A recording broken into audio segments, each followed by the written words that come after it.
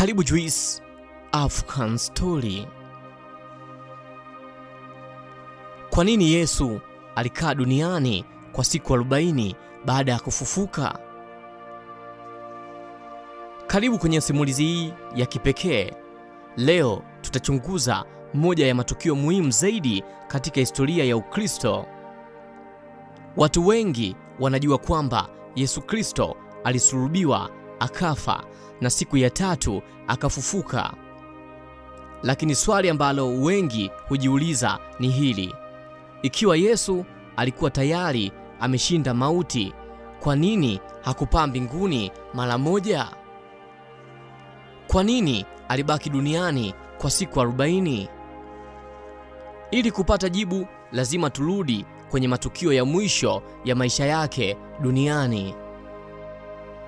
Baada ya Yesu kuingia Yerusalemu kwa shangwe, viongozi wa dini walizidi kupanga namna ya kumuua. Waliofia mafundisho yake na ushawishi aliokuwa nao kwa watu. Hatimaye, kupitia usaliti wa mwanafunzi wake Judas Iskarioti, Yesu alikamatwa usiku katika bustani ya Getsemani. Alishtakiwa kwa mashtaka mbalimbali na kupelekwa mbele ya Pontius Pilato.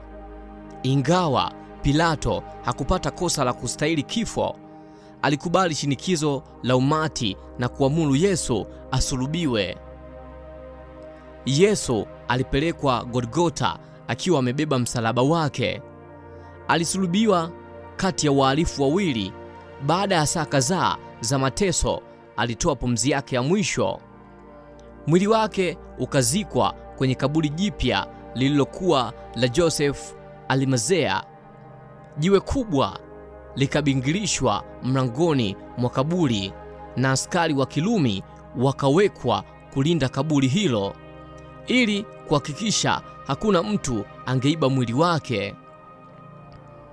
Lakini mapema sana siku ya kwanza ya juma, jambo ambalo halijawahi kutokea katika historia lilitokea. Wanawake waliokwenda kaburini ili kuupaka mwili wa Yesu manukato walikuta jiwe limeondolewa. Kaburi lilikuwa tupu. Malaika akawaambia, mbona mnamtafuta aliye hai kati ya wafu? Hayupo hapa, amefufuka. Habari hiyo iliwashangaza wanafunzi wengine. Hawakuamini mara moja. Mary Magdalena alikuwa wa kwanza kumwona Yesu baada ya kufufuka, lakini hata yeye mwanzoni hakumtambua mpaka Yesu alipomuita kwa jina. Mara akajua kuwa alikuwa Bwana wake aliyefufuka. Baadaye siku hiyo Yesu aliwatokea wanafunzi wawili waliokuwa wakielekea kijiji cha Emau. Alitembea nao kwa muda mrefu wakizungumza kuhusu matukio yaliyokuwa yametokea Yerusalemu. Cha kushangaza, hawakumtambua. Ni baada ya kuketi nao mezani na kuumega mkate ndipo macho yao yakafumbuliwa na kumtambua. Mara moja akatoweka mbele yao. Wakati huo huo, wanafunzi wengine waliokuwa wamejifungia ndani ya nyumba kwa hofu ya viongozi wa Kiyahudi, ghafla Yesu alisimama katikati yao na kusema, amani iwe kwenu. Hofu ikawajaa, wakizani wanaona roho, lakini Yesu aliwaonyesha mikono yake na ubavu wake wenye alama ya misumari. Aliwaambia wamguse ili wajihakikishie kwamba alikuwa hai. Hata akaomba chakula na kula samaki mbele yao ili waone kwamba hakuwa mzimu. Hata hivyo, mwanafunzi mmoja aliyeitwa Thomas the Apostle hakuwepo wakati huo. Alipoambiwa kwamba Yesu amefufuka, alikataa kuamini. Alisema hata amini mpaka aone alama za misumari na kugusa ubavu wake. Baada ya siku 8, Yesu akamtokea tena akiwa pamoja na Tomaso. Akamwambia, alete mkono wake na aguse alama za misumari. Tomaso akashangaa na kusema, Bwana wangu na Mungu wangu. Yesu akamjibu, heri wale ambao hawajaona lakini wameamini. Kwa matukio hayo, Yesu alikuwa akifanya jambo muhimu sana. Alikuwa akiwapa wanafunzi ushahidi usiopingika kwamba kweli alikuwa amefufuka. Hakuwa amefufuka kama wazo au hadithi. Alikuwa hai.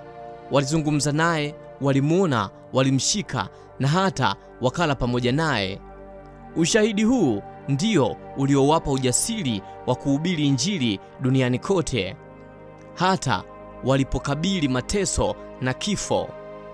Lakini kuthibitisha kufufuka kwake halikuwa kusudi pekee la siku hizo 40. Yesu pia alianza kuwaandaa wanafunzi wake kwa jukumu kubwa ambalo lingebadilisha historia ya dunia. Alijua kwamba muda wake wa kurudi mbinguni ulikuwa umekaribia. Kabla hajaondoka, walihitaji kuelewa vizuri maana ya kifo chake, kufufuka kwake na ujumbe ambao walipaswa kuupeleka kwa mataifa yote. Katika siku hizo aliendelea kuwatokea mara nyingi katika sehemu mbalimbali. Kila alipotokea aliwafundisha, aliwatia moyo na kuwaondolea hofu.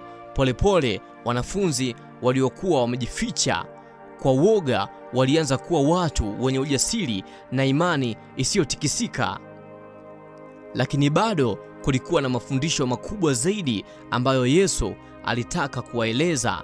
Alitaka wafahamu siri ya ufalme wa Mungu, kazi ya Roho Mtakatifu na utume wao kwa ulimwengu mzima.